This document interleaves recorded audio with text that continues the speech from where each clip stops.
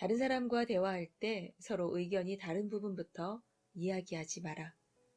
상대방과 당신이 동의하고 있는 부분을 강조하면서 시작하고 계속 그 부분을 강조하라. 가능하다면 둘 다 같은 목적을 추구하고 있으며 단지 방법이 다를 뿐이라는 점을 계속해서 강조하라. 다른 사람에게 처음부터 네네라는 말을 하게 만들어라. 가능하면 아니요라는 말을 꺼내지 못하게 하라. 오버스트릿 교수는 인간의 행동에 영향을 미치는 방법에서 이렇게 말했다. 아니요라는 반응은 극복하기 매우 힘든 장애물이다.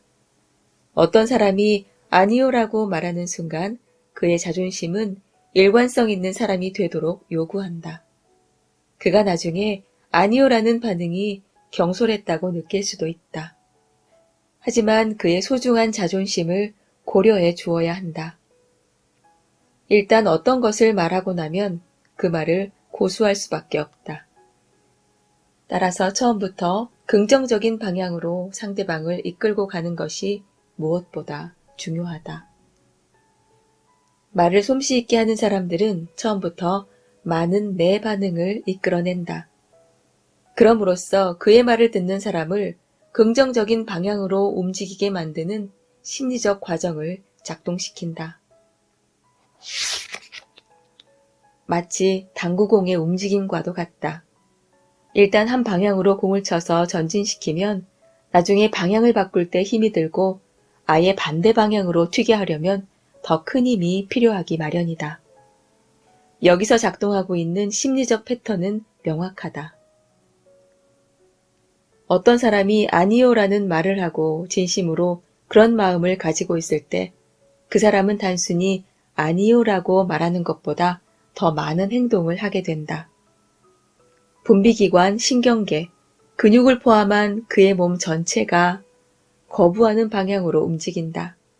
잠깐에 불과하지만 때로는 눈에 띌 정도로 몸이 움츠러들거나 혹은 움츠러드는 기미를 보이게 된다. 요컨대 신경계, 근육계 전체가 어떤 일을 받아들이지 않도록 미리 대비하는 자세를 갖추는 것이다. 반면에 어떤 사람이 네라고 하는 경우에는 그런 행동은 결코 일어나지 않는다. 그 사람은 오히려 몸을 앞으로 움직이며 개방적으로 받아들이는 자세를 취한다. 따라서 처음부터 네라는 대답을 좀 더 많이 이끌어낼 수 있다면 우리가 결국 하고 싶은 이야기로 관심을 유도하는데 성공할 가능성이 더 높아진다. 이 네라는 반응을 이끌어내는 것은 매우 간단한 방법이다. 하지만 얼마나 많은 사람들이 이 방법을 무시하고 있는가? 사람들은 처음부터 다른 사람을 적대시함으로써 자신이 중요한 사람이라는 느낌을 가지려고 하는 듯하다. 진보적인 사람이 보수적인 사람들과 회의를 하게 되면 보수적인 사람들을 보자마자 그들을 분노하게 만든다. 하지만 사실 그게 무슨 도움이 되는가? 만일 그 진보주의자가 다른 사람들을 화나게 만드는 걸 즐기는 사람이어서 그랬다면 그럴 수도 있다고 넘어갈 수도 있다. 하지만 그 진보주의자가 무언가 얻고자 하는 경우였다면 생각이 모자란 사람이라고밖에 할 수 없다. 어떤 학생에게 혹은 고객에게, 아이에게, 남편에게, 아내에게 처음부터 아니요라고 말하게 만든다면 그 뻣뻣한 부정적 태도를 긍정적으로 바꾸기 위해 너무도 많은 지혜와 성인이나 가질 수 있는 인내심이 있어야 한다. 뉴욕시 그리니치 저축은행에서 창구 직원으로 일하는 제임스 에버스는 이러한 내내 방법이 아니었다면 확보할 수 없었을 고객 이야기를 해주었다. 그분은 계좌를 개설하러 오셨죠. 저는 그분이 써넣어야 할 서류를 드렸습니다. 몇몇 질문은 흔쾌히 답을 주시더니 어떤 부분에서는 딱 잘라 대답을 않겠다고 하시더군요. 제가 인간관계를 공부하기 전이었다면 이 장래 예금 주께 은행에 이 정보를 주시지 않으면 계좌 개설을 못 해드린다고 했겠죠. 예전에 바로 제가 했던 방식입니다만 지금 생각하면 창피합니다. 당연히 그런 식의 최후 통첩을 하면 기분은 좋았죠. 누가 상황을 주도하고 있는지 보여주니까요. 은행의 규칙과 규정은 위반할 수 없는 거고요. 하지만 그런 태도는 우리에게 사업상의 일을 주려고 은행에 오시는 분을 환영하는 방식도 아니고 하물며 그분들께 중요한 사람이라는 느낌을 드릴 수도 없는 태도였습니다. 그날 아침 저는 센스를 조금 발휘해 보기로 했습니다. 저는 은행이 원하는 바를 말하지 않고 고객이 원하는 바를 말해보려 했습니다. 무엇보다 저는 처음부터 네네 반응을 이끌어내고 싶었습니다. 저는 그분 말씀에 동의했습니다. 그분이 제시하길 거절한 정보들은 반드시 필요한 정보도 아니라고 말씀드렸습니다. 하지만 고객님이 돌아가셨는데 은행에 돈이 있다고 생각해 보세요. 은행이 법적인 자격이 있는 가장 가까운 친척에게 그 돈을 이체해 드리는 게 좋지 않을까요? 네, 물론입니다. 그가 답했습니다. 그렇다면 고객님의 가장 가까운 친척 이름을 여기에 써주시면 어떨까요? 그래야 혹시라도 고객님 사망 시에 저희가 실수 없이 지체하지 않고 고객님이 바라는 대로 일을 처리할 수 있지 않겠어요? 다시금 그분은 네라고 말씀하셨습니다. 그 젊은 분의 태도는 누그러지고 변했습니다. 그분은 우리가 우리를 위해 정보를 요구하는 게 아니라 바로 자신을 위해 정보를 요구한다는 점을 깨달으셨기 때문이죠. 은행을 나서기 전 이 젊은 분은 자신에 대한 모든 정보를 주셨을 뿐 아니라 자신의 어머니를 수령인으로 지정한 신탁계정을 만드셨습니다. 제가 제안했던 대로였죠. 그리곤 어머니에 대한 모든 질문에도 기꺼이 대답해 주셨습니다. 처음부터 네네라는 말을 하시다 보니 그분은 우리 사이에 걸림돌이 되었던 문제는 완전히 잊고 제가 제안드린 대로 모든 일을 즐거운 기분으로 해주셨습니다. 조셉 앨리스는 전자기기 제조회사 웨스팅하우스의 세일즈맨이다.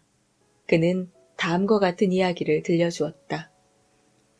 제가 맡은 구역에는 저희 회사가 물건을 정말 팔고 싶어 하는 분이 있었습니다. 제 전임자는 10년씩이나 그분을 찾아갔는데 물건은 하나도 팔지 못했어요. 제가 그 구역을 맡은 다음에 저도 3년을 꾸준히 찾아갔습니다만 아무런 주문도 받지 못했죠. 결국 13년에 걸쳐 찾아가고 설득한 끝에 몇 개의 모터를 팔 수 있었습니다. 그게 마음에 든다면 몇백 개를 더 주문할 거라고 생각했습니다. 저는 기대가 컸죠. 괜찮을 거라고 마음에 들어 하실 거라고 확신하고 있었습니다. 그래서 3주 후에 의기양양하게 그분을 찾아뵈었습니다. 하지만 기관장이 놀라운 이야기를 하면서 저의 기분은 금세 가라앉았습니다. 앨리슨, 더는 당신으로부터 모터를 못 사겠어요. 왜 그러시죠? 저는 놀라 물었습니다. 왜 그런가요? 당신네 모터는 너무 뜨거워요. 손을 댈 수 없어요. 저는 언쟁해봐야 아무 소용없다는 걸 알고 있었습니다. 이런 일은 한두 번 겪어본 일이 아니었거든요. 그래서 저는 내내 반응을 이끌어내보기로 했습니다. 그렇군요. 자, 스미스 씨, 저는 말했습니다. 당신 말씀에 100% 동의합니다. 이 모터가 너무 뜨거우면 더는 사지 마셔야죠. 미국 전기제조업 협회에서 규정한 기준보다 더 뜨거워지는 모터는 사면 안 되겠지요? 기관장은 동의했습니다. 제가 처음부터 네라는 반응을 끌어낸 거죠. 미국 전기제조업협회의 규정에 따르면 전격 모터는 실온보다 40도 이상 뜨거워지면 안 되지요. 맞나요? 네. 기관장도 동의했습니다. 네, 맞아요. 하지만 당신네 모터는 훨씬 뜨거워요. 저는 논쟁하려 들지 않았습니다. 그저 물었죠. 이 공장의 온도는 얼마나 되죠? 섭씨 24도 정도입니다. 그가 대답했습니다. 자, 그러면 실온이 24도이고 거기에 40도를 더하면 64도군요. 64도 뜨거운 물이 나오는 수도꼭지에 손을 대고 있으면 손을 대지 않겠습니까? 다시 한번 기관장은 그렇다고 했습니다. 그렇다면 그 모니터에 손을 대지 않는 게 좋지 않을까요? 저는 제안했죠. 그래요. 듣고 보니 당신 말이 옳군요. 기관장이 인정했습니다. 그 다음에도 사소한 이야기를 잠시 주고받았습니다. 그런 다음 기관장은 비서를 부르더니 다음 달에 35,000달러에 상당하는 주문서를 내라고 하더군요. 저는 오랜 시간에 걸쳐 수천 달러를 쓰고도 원하는 바를 얻지 못한 후에야 비로소 논쟁해봐야 원하는 결과를 얻을 수 없다는 사실을 깨달았습니다. 다른 사람의 관점에서 보고 그 사람에게 네네라는 말을 하도록 만드는 게 훨씬 더 도움이 되고 흥미로운 일이라는 걸 배웠죠. 아테네의 잔소리꾼이라 불리던 소크라테스는 현명한 사람이었다. 그가 맨발로 다니고 머리가 벗겨진 40세가 되어 19세 소녀와 결혼했다는 사실은 그의 명성에 아무런 영향을 미치지 못했다. 소크라테스는 역사상 정말 소수의 사람들만 할 수 있었던 일을 해냈다. 인류의 사유방식을 통째로 바꿔놓았던 것이다. 죽은 지 23세기가 지난 지금도 소크라테스는 언쟁으로 시끄러운 이 세상에서 가장 현명한 방식으로 다른 사람들을 설득했던 인물로 추앙받고 있다. 그의 방법은 어떤 것이었을까? 사람들에게 당신들이 틀렸다고 말했을까? 아니다. 그렇지 않다. 소크라테스는 그러지 않았다. 그런 바보 같은 짓을 하기에는 너무도 인간관계에 능숙했던 사람이었다. 지금은 소크라테스의 문답법이라고 불리는 그의 방법은 내내 반응을 이끌어내는데 기반을 두고 있다. 그는 상대방이 동의할 수밖에 없는 질문을 던졌다. 그리곤 계속해서 끝없이 많은 동의를 받아냈다. 그는 계속해서 질문을 던져 결국은 상대방이 바로 몇 분 전에 격렬하게 비판했던 결론을 자신도 모르는 사이에 받아들일 수밖에 없게 만들었다. 다음에 어떤 사람에게 당신이 틀렸다고 말하고픈 기분이 든다면 맨발의 소크라테스를 기억하고 상냥하게 질문을 던져라. 내내 반응을 이끌어낼 질문을 던져라. 중국에는 동양에 변하지 않는 오랜 지혜를 담은 속담이 있다. 사뿐히 걷는 사람이 멀리 간다. 오랜 문화를 지닌 중국인들은 5,000년씩이나 인간의 본성에 대해 연구해왔다. 그리고 이 깊은 통찰을 얻은 것이다. 사뿐히 걷는 사람이 멀리 간다.